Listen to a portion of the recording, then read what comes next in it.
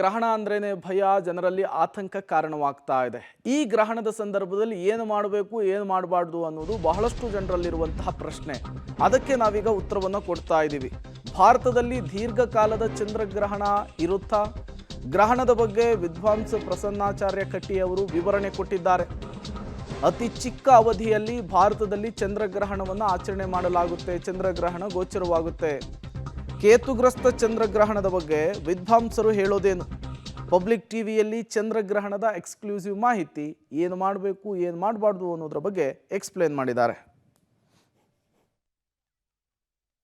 ಗ್ರಸ್ತೋದಯ ಚಂದ್ರಗ್ರಹಣವು ಕೂಡ ಅತ್ಯಂತ ದೀರ್ಘಾವಧಿಯ ಚಂದ್ರಗ್ರಹಣವೇ.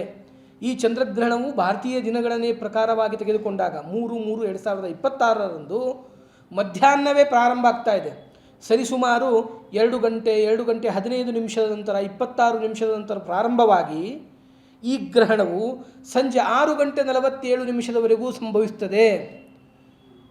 ಇಷ್ಟೊಂದು ದೀರ್ಘಾವಧಿ ಗ್ರಹಣ, ಇಷ್ಟು ಕಾಲ ನಾವು ಆಚರಣೆ ಮಾಡಬೇಕಾ ಭಾರತೀಯರು ಅಂದರೆ ಸರ್ವಥಾ ಇಲ್ಲ ಎಂಬುದಾಗಿ ಅರ್ಥ ಮಾಡಿಕೊಳ್ಬೇಕು. ಅತಿ ಚಿಕ್ಕ ಸಮಯದಲ್ಲಿ ನಾವು ಗ್ರಹಣದ ಆಚರಣೆಯನ್ನು ಮಾಡಬೇಕಾಗುತ್ತೆ. ಕಾರಣ ಏನು ಅಂತಂದರೆ ಇದರ ಹೆಸರಲ್ಲೇ ಗೊತ್ತಾಗುತ್ತೆ, ಗ್ರಸ್ತ ಉದಯ ಅಂತ. ಗ್ರಸ್ತ ಉದಯ ಅಂದರೆ ಚಂದ್ರ ಉದಯ ಆಗುವ ಪೂರ್ವದಲ್ಲಿಯೇ ಚಂದ್ರಗ್ರಹಣ ಪ್ರಾರಂಭವಾಗಿರ್ತದೆ.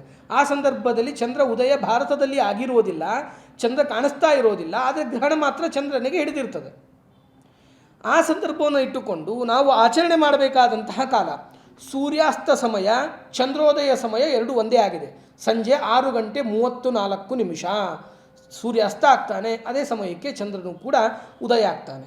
ಅದನ್ನು ಗ್ರಹಣ ಸ್ಪರ್ಶಕಾಲ ಅಂತ ಹಿಡಿದುಕೊಂಡು 6:34 ಎಂಬುದಾಗಿ ಪ್ರಾರಂಭ ಅಂತ ಇಟ್ಟುಕೊಂಡು ಅತಿ ಚಿಕ್ಕ ಅವಧಿಯ ಶಾರ್ಟ್ ಟೈಮಿನ ಗ್ರಹಣ ಆದ್ದರಿಂದ ಇದು ಕೇವಲ 12-13 ನಿಮಿಷಗಳ ಕಾಲ ಮಾತ್ರ ಇರ್ತಾ ಇದೆ. ಇದರಲ್ಲಿ ಮಧ್ಯಕಾಲ ಬಂದುಬಿಟ್ಟು ಯಾವುದು ಅಂತ ನಾವು ನೋಡಿದಾಗ ಮೋಕ್ಷಕಾಲವನ್ನು ತಿಳಿದುಕೊಳ್ತಕ್ಕಂಥದ್ದಾದರೆ 6:47 ಗ್ರಹಣ ಸಂಪನ್ನವೇಗೊಂಡು ಹೋಗ್ತದೆ. ಇಂತಹ ಸಂದರ್ಭದಲ್ಲಿ ನಾವು ವಿಶೇಷವಾಗಿ ಹೆಚ್ಚಿನ ಧಾರ್ಮಿಕ ವಿಧಿವಿಧಾನಗಳನ್ನು ಆಚರಣೆ ಮಾಡೋದರಿಂದ ವಿಶೇಷ ಅನುಕೂಲತೆಗಳುಂಟು.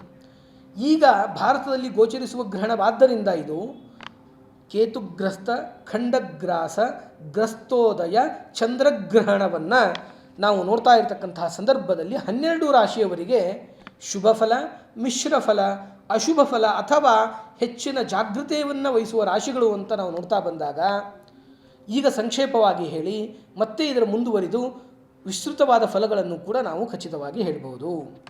ಶುಭ ಫಲಗಳು ಯಾರಿಗೆಲ್ಲ ಸಂಭವಿಸ್ತಾ ಇದೆ ಅಂತ ನಾವು ನೋಡಿದಾಗ ಮಿಥುನ ರಾಶಿಗೆ, ತುಲಾ ರಾಶಿಗೆ, ವೃಶ್ಚಿಕ ರಾಶಿಗೆ ಮತ್ತು ಮೀನ ರಾಶಿಗೆ ಅತ್ಯಂತ ಶುಭ ಫಲ ಗ್ರಹಣ ಸಂಭವಿಸುವುದರಿಂದ ಇವರಿಗೆ ಹೆಚ್ಚಿನ ಒಳಿತ ಆಗುತ್ತೆ. ಹಾಗಂತ ಗ್ರಹಣದ ದಿನವೇ ಏನೋ ಹೊಸ ಕೆಲಸಗಳನ್ನು ಮಾಡುವುದು ಸೂಕ್ತ ಅಲ್ಲ.